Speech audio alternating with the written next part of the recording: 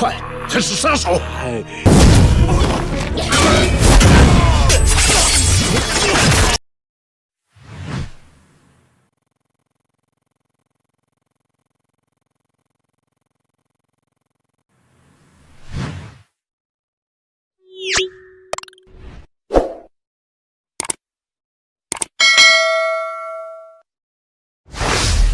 ！Melanjutkan film The Force sebelumnya, cerita dimulai dengan memperlihatkan Zhuge Zhenguo, Tuan Liu, dan sang pangeran yang pergi ke istana untuk menemui kaisar.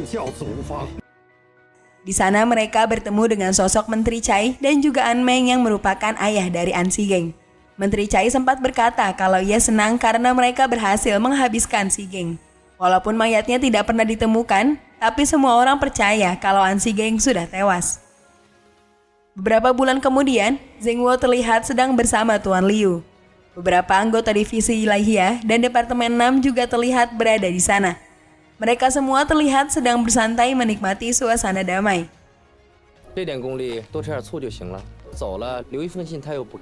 Kemudian Tuan Liu mengungkapkan kecemburuannya terhadap divisi Ilahiyah karena mereka memiliki anggota dengan kemampuan yang tidak biasa. Zhenguo mengungkapkan kalau sebenarnya semua orang bisa memiliki kemampuan seperti mereka. Kuncinya ada pada hati yang jernih dan tanpa beban pikiran. Tidak lama kemudian, Yaohua akhirnya datang ke sana. Saat itu ia dan Yayu terlihat sangat canggung karena mereka sama-sama menyukai Linky. Tak lama kabut tebal tiba-tiba muncul. Menyadari kalau Bel tidak ada bersama mereka, mereka pun langsung mencarinya. Untungnya, mereka berhasil menemukan Bel yang sedang ngambek karena diabaikan oleh Beowulf. Namun tiba-tiba Linky mencium bau darah yang sangat menyengat. Merasa ada yang salah, ia pun langsung bergegas mengeceknya dan diikuti bersama Snatcher dan juga Iron Hand. Singkatnya, mereka pun sampai di sebuah rumah tua. Saat mencoba menerobos masuk, rumah itu tiba-tiba diserang oleh seseorang yang membuat Linky terluka. Di dalam rumah itu mereka menemukan banyak mayat yang baru saja tewas. Beruntung, Ding Dong menemukan salah satu korban yang selamat. Mereka kemudian membawa pria itu untuk diobati. Rupanya Zhenguo mengenali pria tersebut yang bernama Ouyang Da. Merasa ada yang janggal, Zhenguo meminta kepada Tuan Liu agar Departemen 6 melimpahkan kasus tersebut kepada divisi Ilahiyah. Tuan Liu pun menyetujuinya. Kemudian Linky menaruh kecurigaan kepada Zhenguo sebagai pelaku penyerangan itu, karena tadi ia sempat melihatnya. Zhenguo sepertinya menyembunyikan sesuatu karena ia terlihat membakar beberapa dokumen di ruang kerjanya.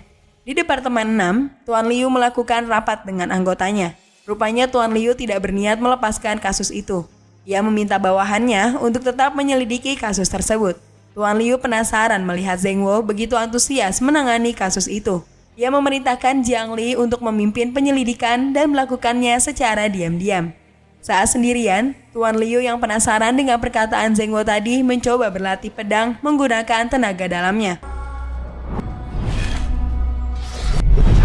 Setelahnya, ia pun tampak bahagia. Malam harinya saat tertidur, Yaohua memimpikan kejadian saat ia menusuk An Xigeng. Ia pun terbangun. Namun tanpa disadari, An sudah berada di sampingnya. Saat akan menyerangnya, tiba-tiba ia tersadar dan ternyata itu semua adalah mimpi. Di suatu tempat yang jauh di tengah hutan, Menteri Cai terlihat ketakutan saat mendatangi An Meng. Rupanya, peredaran uang palsu yang disponsori oleh keluarga An masih terus berlanjut. An Meng masih tidak senang dengan hal tersebut. Karena kelalaian Menteri Cai sebelumnya, An Xigeng harus menjalani hidup dengan cara mencanggokkan organ tubuhnya di akar pohon. Menteri Cai berjanji akan membalaskan dendam mereka kepada divisi Ilahiyah. Tak hanya itu saja, mereka sepertinya sedang merencanakan sesuatu untuk merebut tahta kaisar. Sebelum pergi, Menteri Cai meminta penawaran racun kepada An Meng karena musim semi akan segera datang. Sementara itu, Zhengwo mencoba menyembuhkan Ouyangda menggunakan tenaga dalamnya. Tapi saat Ouyangda terbangun, ia langsung menyerang Zhengwo. Melihat hal itu, Dingdong dan Iron Hands langsung membantu yang membuat Ouyangda akhirnya tewas. Yohua langsung melaporkan hal itu kepada Liu. Ia merasa curiga kalau Ouyangda sengaja dibunuh oleh seseorang untuk membungkamnya. Yohua curiga jika Zhengwo adalah dalang di balik semua ini. Mendengar hal itu, Tuan Liu menyuruhnya untuk melanjutkan penyelidikan. Sementara itu, di divisi ilahiyah terjadi sedikit ketegangan karena Lingqi menanyai Dingdong mengapa Ouyangda bisa tewas. Lingqi penasaran kenapa Ouyangda menyerang Zhengwo. Di tengah ketegangan itu, anggota Yohua datang menyampaikan pesan kepada Lingqi. Lingqi datang menemui Yohua dengan mengajak Yayu bersamanya. Di sana Yohua memberitahu jika Departemen 6 sudah terlihat dalam kasus kematian Ouyangda. Ia juga curiga kalau kasus itu berhubungan dengan kasus pembantaian 8 keluarga pejabat yang menewaskan 183 orang. Keluarga terakhir yang dibunuh adalah keluarga Seng Yayu. Yohua memberitahu jika pembunuhan keluarga Seng adalah geng 12. Semua anggota geng itu sudah dibunuh pada tahun yang sama saat Zhengwo menyelamatkan Yayu. Karena hal itu, Yohua merasa ada sesuatu yang disembunyikan. Karena beberapa korban yang tewas kemarin adalah anggota geng 12. Yayu tentu saja tidak percaya dengan hal itu karena Zhengwo sudah merawatnya dari kecil. Yayu pun memutuskan untuk pergi dari sana. Yayu kemudian mendatangi makam anggota keluarganya. Ia menceritakan mengenai pembantaian keluarganya kepada Lingqi. Ia bisa selamat karena Zhengwo menyelamatkannya sebelum geng 12 berhasil membunuhnya. Mengingat semua kejadian itu membuat Yayu sangat bersedih. Lingqi pun berusaha menenangkannya dan memintanya melupakan semuanya. Yayu sudah 12 tahun bersama Zhengwo dan Iron Hands. Tak ada seorang pun yang Yayu percayai kecuali paman Zhengwo. Kemudian Lingqi mendatangi Departemen 6 untuk menyelidiki kasus pembunuhan tersebut. Dari luka yang ada di tubuh korbannya, Lingqi mengetahui kalau korban tewas karena senjata yang sama yaitu meriam tangan. Yohua berkata kalau korban itu mungkin anggota geng 12 yang menghilang sekitar 12 tahun lalu, tepat setelah keluarga Seng dibunuh. Selama ini Zhengwo tidak pernah mengungkapkan identitas anggota geng 12 yang ia bunuh. Tuan Liu yang baru saja datang curiga jika Zhengwo berkomplotan dengan anggota geng 12 untuk membunuh keluarga Seng. Sekembalinya ke divisi ilahiyah, Lingqi menemui Zhengwo untuk menanyakan tentang senjata meriam tangan. Zhengwo pun memberitahu jika dulu kerajaan pernah memberinya senjata meriam tangan. Namun karena senjata itu terlalu kuat, Zhengwo memutuskan untuk mengembalikannya. Kemudian Lingqi menanyakan perihal penyerangannya di rumah kosong tempo hari. Mendengar hal itu, Zhengwo merasa ada sesuatu yang sulit untuk dipecahkan. Lingqi juga bertanya mengenai Ouyangda yang masih hidup, padahal Zhengwo sudah membunuh semua anggota geng 12. Untuk masalah itu, Zhengwo tidak bisa memberitahu Lingqi. Ia berjanji akan menyelesaikan kasus ini dengan cepat. Untuk saat ini, Zhengwo meminta Lingqi untuk tidak memberitahu siapapun. Malam harinya, Yohua didatangi oleh kakak seperguruannya yang bernama Ilan. Kedatangannya ke sana untuk membawa Yohua pergi bertemu dengan Ansi Geng. Saat tersadar, Yohua telah berada di pangkuan Ansi Geng yang saat ini bukan lagi manusia normal. Setelah itu, Yohua menemui Anmeng. Di sana Yohua diminta meminum ramuan kehormatan karena ia akan segera memimpin Departemen 6. Meski ragu-ragu, Yohua tetap meminumnya. Ia sadar jika ia tak bisa melawan kehendak Anmeng. Besoknya Tuan Liu mendatangi makam sekeluarga Seng karena Zhuge Zhengwo mengajaknya bertemu di sana. Sesampainya Tuan Liu di sana, Zhengwo berkata kalau ia ingin memberitahu mengenai rahasianya yang diselidiki oleh Tuan Liu. Zhengwo kemudian mengeluarkan senjata meriam tangan yang selama ini disimpan di arsip kerajaan. Ia pun langsung menembakkannya ke arah Tuan Liu. Malamnya Lingqi dan Life Snatcher datang ke tempat tersebut. Para polisi menemukan Tuan Liu sudah dalam keadaan tewas. Mereka langsung menuduh Zhengwo sebagai pelakunya. Yohua memberitahu kalau Tuan Liu pamit untuk menemui Zhengwo. Karena itulah mereka menuduh Zhengwo sebagai pelakunya. Kematian Tuan Liu membuat Lingqi sangat terpukul. Hal ini dikarenakan Tuan Liu lah yang sudah merawat Lingqi dari kecil. Besoknya Lingqi mendatangi divisi ilahiyah dengan emosi yang memuncak. Iron Hand meminta Lingqi untuk tetap tenang. Tetapi Lingqi tidak memperdulikannya. Ia bergegas pergi untuk mencari Zhengwo. Melihat hal itu, mereka pun langsung mengejarnya. Di makam keluarga, Seng Zengwo pergi menemui Duke Westgate. Westgate merupakan salah satu anggota geng 12. Rupanya Zengwo memang membiarkan mereka hidup. Namun Duke merasa sial karena Zengwo malah mendapatkan penghargaan setelah memalsukan kematian mereka. Karena itu, ia berniat untuk membunuh Zengwo. Linky yang masih tersulut emosi langsung menyerang Zengwo. Pertarungan pun terjadi di sana. Mengetahui Duke yang sudah membunuh keluarganya, membuat Yayu langsung menyerangnya.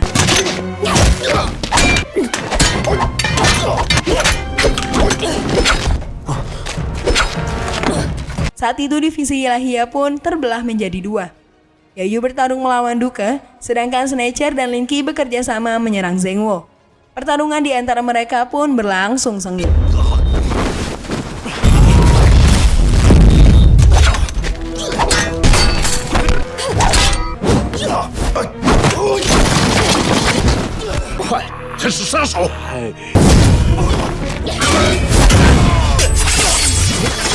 Departemen 6 yang sedang dipimpin oleh Yahua tiba-tiba datang tepat saat Yayu membunuh Duke. Karena hal itu, mereka langsung menahannya dengan tuduhan pembunuhan. Zengwo juga ditahan karena menjadi tersangka pembunuh Tuan Liu. Setelah itu, Yahua diberitahu jika penyidik menemukan jarum beracun diikat di pinggang Tuan Liu. Penyidik itu yakin jika itu bukan milik Tuan Liu. Besoknya, Yahua memutuskan mengurung Zengwo dan Yayu di penjara super ketat yang dinamai penjara darah besi. Di dalam penjara itu, mereka merantai Yayu dan Zengwo serta memasang jarum pada titik-titik akupuntur mereka. Tak lama, Bibi Poise pun mendatangi Zengwo untuk melihat keadaannya. Terjadi perbincangan di antara mereka. Bibi Poise sangat sedih melihat orang yang ia sayangi menderita seperti ini. Sementara itu, Yayu memilih untuk tak mau bicara dengan Linky. Di gua persembunyiannya, Anmeng meminta Menteri Cai untuk segera membunuh Yayu karena ia bisa menghalangi jalan mereka. Kemudian Linky, Life Snatcher, dan Ding Dong mendatangi makam yang menjadi TKP pembunuhan Tuan Liu. Di sana mereka berusaha mencari petunjuk tentang apa yang sebenarnya terjadi. Snatcher masih ragu jika Zhuge Zengwo lah pelaku pembunuhan Tuan Liu. Terjadi sedikit perdebatan antara ia dan Linky karena Linky yakin Zengwo lah pelakunya. Kemudian Ding Dong menemukan pecahan batu yang terlihat seperti tusukan pedang. Namun setahu Linky dan Life Snatcher, Tuan Liu dan Zengwo sama-sama tidak membawa pedang saat kejadian tersebut. Ding Dong berasumsi kalau pedang itu pasti milik pembunuh aslinya. Melalui scan flashback, akhirnya terungkap kalau Zengwo yang ditemui oleh Tuan Liu adalah Ilan yang sedang menyamar. Sebenarnya Tuan Liu berhasil mengalahkan Ilan, namun Tuan Liu tak mampu menghadapi Anmeng yang tiba-tiba datang. Orang yang sudah membunuh Tuan Liu adalah Anmeng. Linky, Ding Dong, dan Life Snatcher kemudian mendatangi Yahua untuk mereka memintanya membebaskan Yayu dan Zengwo. Namun Yahua menolaknya karena pangeran harus melaporkannya dulu kepada Kaisar. Di saat mereka berbincang, pangeran tiba-tiba muncul membawa surat perintah dari Kaisar. Ia meminta Linky, Ding Dong, dan Snatcher untuk kembali ke divisi Ilahiyah. Ia berjanji akan mengurus semuanya. Snatcher ternyata berhasil mencuri kertas tersebut.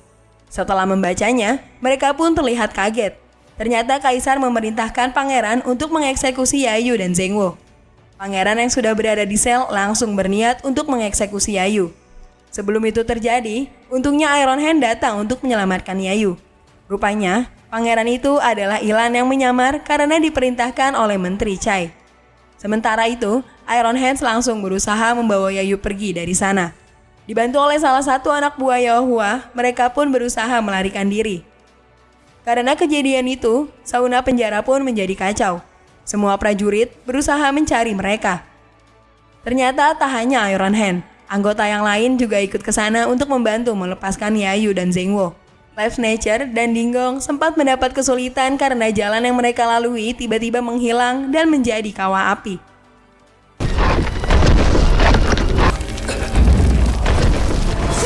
Untungnya mereka semua berhasil selamat. Mereka kembali melanjutkan perjalanan. Mereka berpencar untuk membebaskan Zengwo dan Yayu. Sementara itu, Yao dan Iron Hand berhasil dikepung para prajurit. Karena tak ada pilihan lain, mereka pun harus bertarung di sana. Linki yang sedang mencari Yayu akhirnya bertemu Yaohua. Yaohua memberitahu jika yang tadi bukanlah pangeran, melainkan orang yang tahu cara berubah wujud. Mendengar hal itu, Linki pun bergegas mencari Yayu. Pertarungan antara Yayu dan Iron Hands melawan para prajurit pun masih berlanjut. Namun tiba-tiba, Linki datang dan langsung membunuh para prajurit itu. Melihat gelagat aneh, Yayu pun akhirnya tahu jika itu bukanlah Linki yang asli. Di tempat lain, Snatcher mencoba untuk membebaskan Zhengwo dari penjaranya.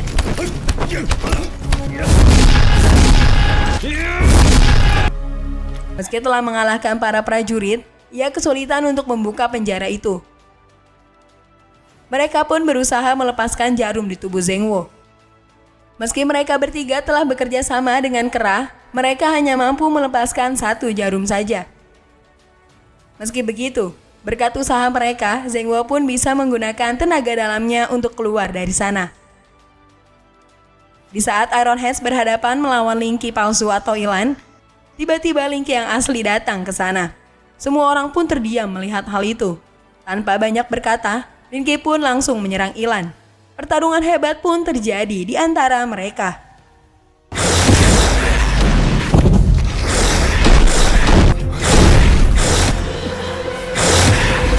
Dengan kehebatan yang ia miliki, Linki pun mampu membuat Ilan menunjukkan wujud aslinya.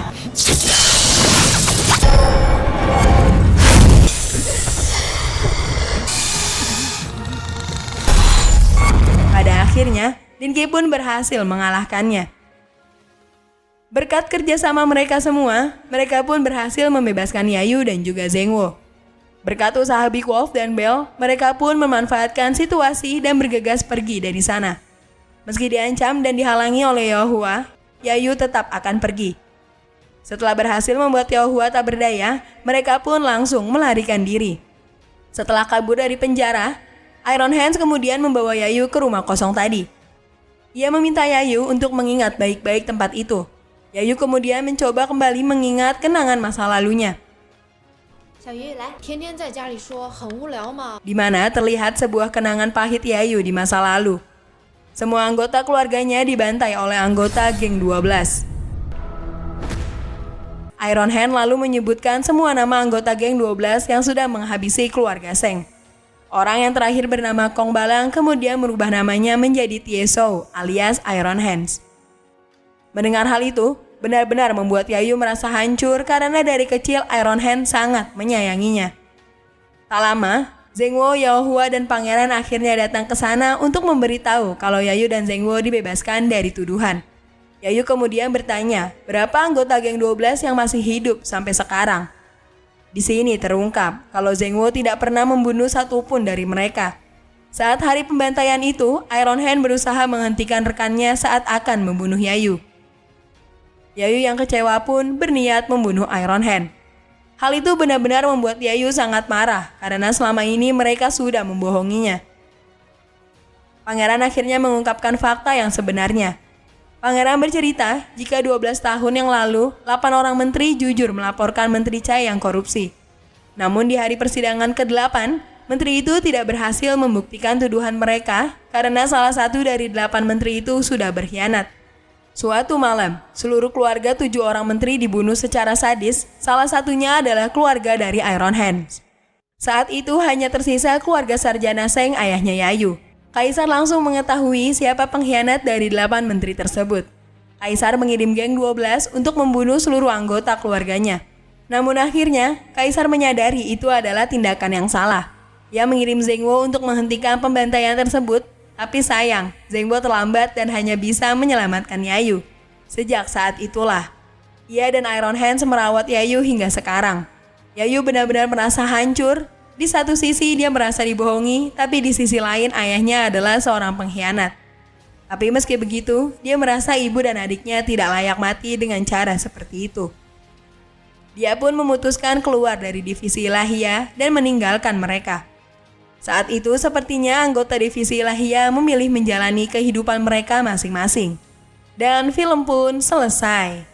Gimana? Seru banget kan ceritanya teman-teman? Jangan lupa untuk terus dukung kita dengan cara di subscribe, di like, dan di share channel ini. supaya kita lebih semangat lagi untuk mengupload video-video seru lainnya. Thanks for watching and see you guys in the next video. Bye-bye!